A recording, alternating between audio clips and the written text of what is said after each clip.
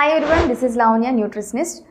Wait loss ప్రాసెస్లో ఉన్నప్పుడు మీరు చేసే first mistake skipping the meal skip చేయడం అనేది చాలామంది బెస్ట్ ఆప్షన్గా తీసుకుంటారు. ఎందుకు అని అంటే త్వరగా వెయిట్ లాస్ అవ్వచ్చు, త్వరగా బరువు తగ్గచ్చు అన్న థాట్తో ఫుడ్ మానేయడం అనేది చేస్తూ ఉంటారు.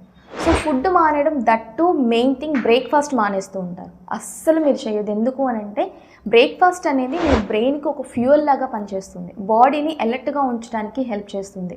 సో బ్రేక్ఫాస్ట్ మానేసేసి ఎప్పుడైతే మీరు మీల్ మానేస్తారో బాడీ ఏం చేస్తుందంటే ఎనర్జీ సేవ్ చేసుకునే ప్రాసెస్ స్టార్ట్ చేస్తుంది. ఆ టైంలో మెటబాలిజం అనేది డౌన్ అయిపోతుంది.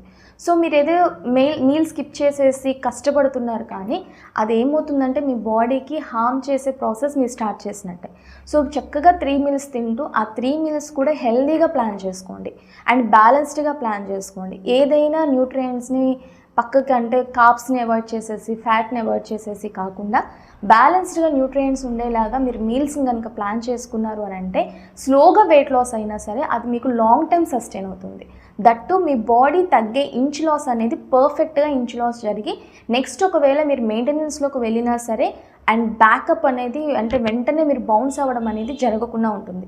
సో మీల్ ఏదైనా స్కిప్ చేస్తున్నారేమో ఫాస్ట్ వెయిట్ లాస్ కోసం అనేది ఒకసారి చెక్